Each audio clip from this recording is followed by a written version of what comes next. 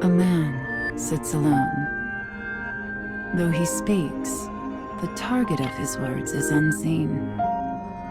To this invisible listener, he offers praise for a task well handled. His eyes narrow. He hesitates. Then, his voice a rasp, he murmurs an instruction. On to the next. The target of his words is revealed behind the scrim of a dividing wall. She also sits alone. In her hand rests a small scroll adorned with a face. Slipping the scroll into the folds of her robe, she stands and makes her response. Understood.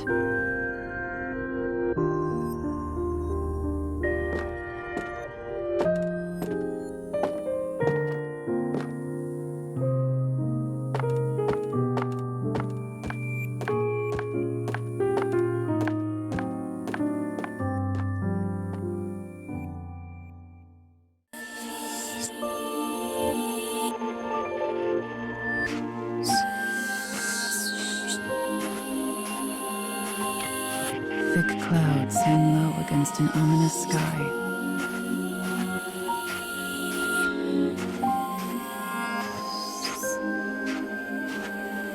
The castle town bustles as people move to and fro.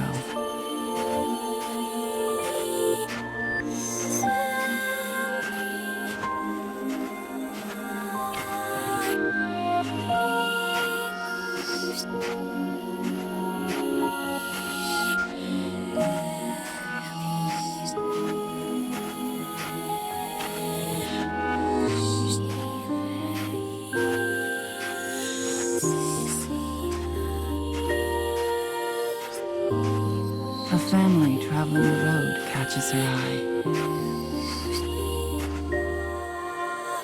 The child smiles brightly, her eyes sparkling. The darkness of the woman's own life could never know such pleasant light. Brushing aside her melancholy, she makes to leave town.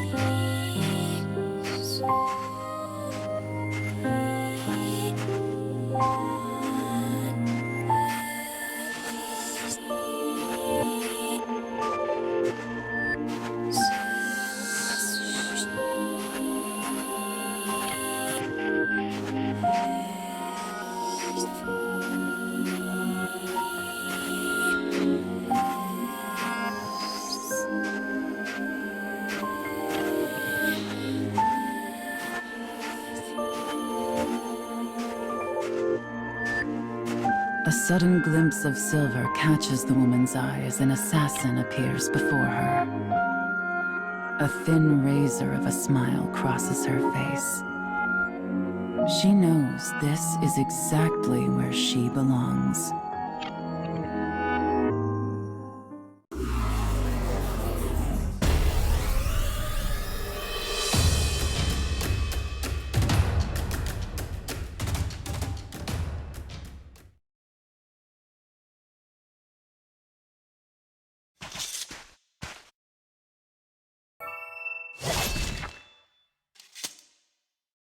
She claims the assassin's life before body can meet Earth.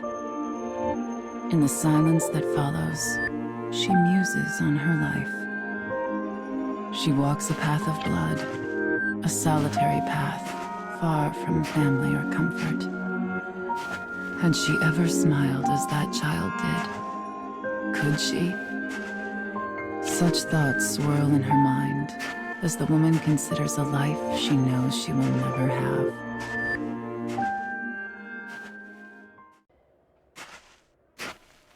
The woman does not bemoan her fate, for she has never known another.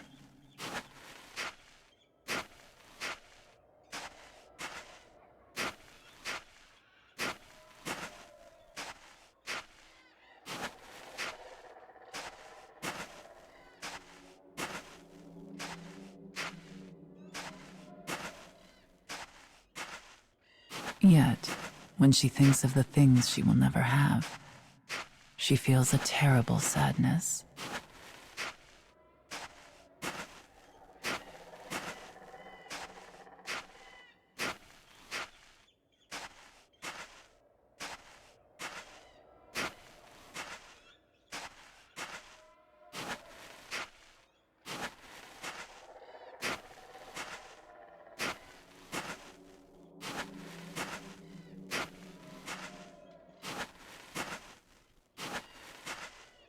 But she presses on regardless, leaving such distractions behind.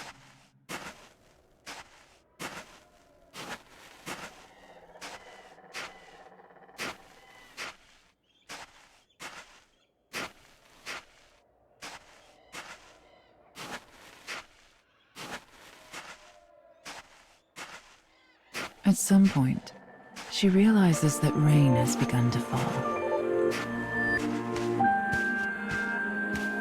Through the droplets, she spies a castle with a dark and enigmatic aura. Soon she finds a lone guard standing before a gate. Moving without sound, she looses her sword.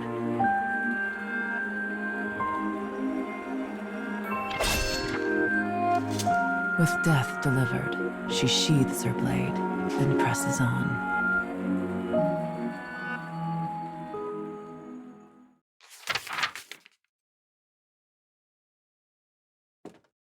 The woman moves ever deeper into the castle in search of her target. Her mission is to kill the son of an enemy lord and halt his possible succession. The enemy army values blood. If the successor were to die, chaos will inevitably follow.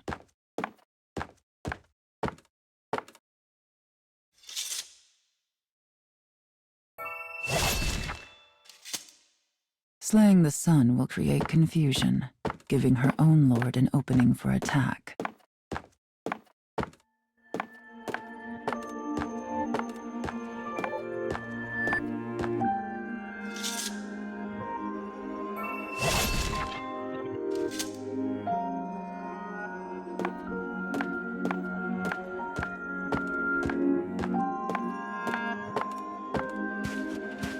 She passes through the corridors and moves toward a reception room.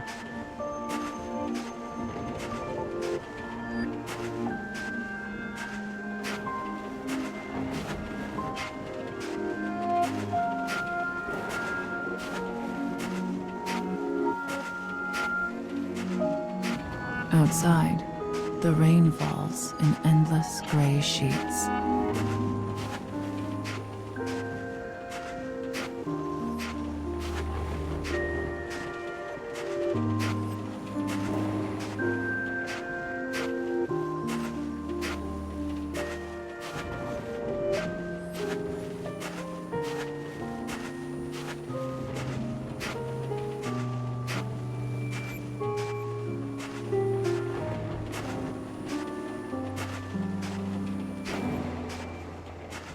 A child sits alone, his frame made smaller by the size of the room.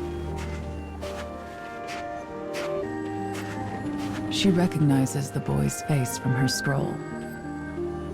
Without a word, she draws her sword and points the tip at the child's throat. Yet he simply stares at the cold steel, making no move to escape. As the woman studies the child's haggard face, she realizes something. This is no son of a lord, but instead a girl frocked in boy's clothing. The woman asks her target why this is. As if a dam has burst, the girl suddenly lets fly with a torrent of grievance.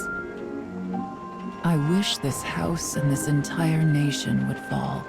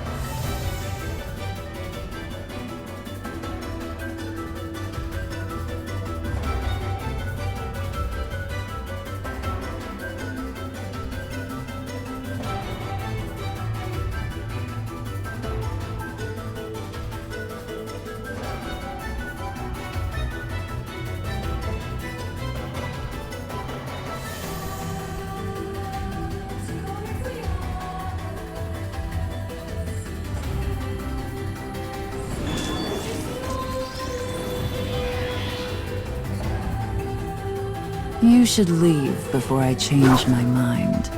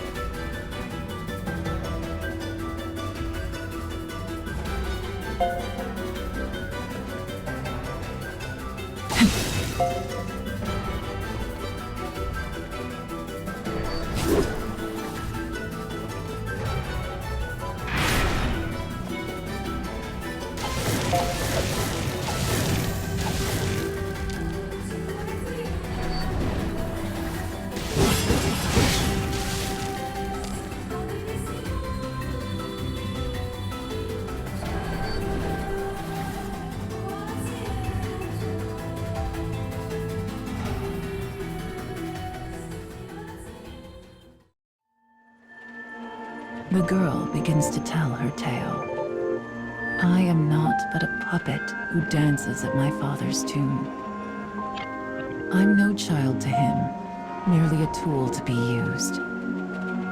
I even denied my own heart and took false gender in order to fulfill my role. And as this house's tool, I live only to be killed. So please, just bring this to pass. End me. The girl's eyes turn to rest on the woman. This is who I used to be. Set to walk a path before I had even drawn breath. The woman's sword wavers. Her hand hesitates. Outside, the rain falls as if it was trying to blot out the very earth itself. And yet somehow, it feels quiet.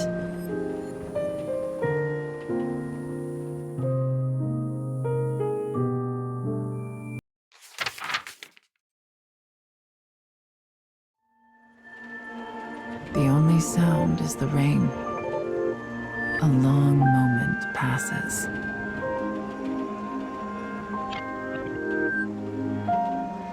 The woman sheathes her blade. She then asks the bewildered girl, "Did you mean it when you said you wish your house would fall?" Shaking, the girl nods. The woman responds, "Understood." Suddenly, the sounds of an army clattering into place emerge behind them.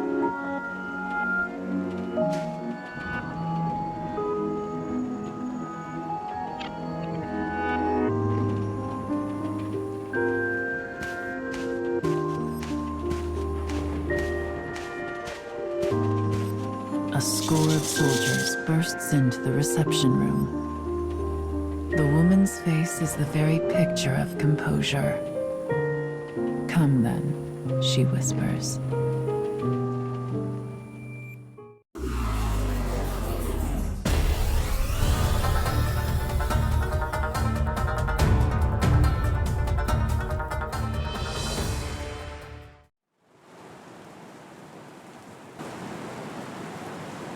The girl runs over and takes her hand. Why had she done this? The sound of the rain begins to fade. People cannot choose the station of their birth. One can scarcely even choose their own manner of death in this violent, fleeting world. But perhaps one can choose to let another live. I was a tool of my house who carried out her role. My hands are stained with sins beyond counting. I doubt this will absolve me of my actions, but it might make a nice gift to bring with me into hell. She can no longer hear the rain. Tears roll down the girl's cheeks, and on the woman's face is something almost like a smile.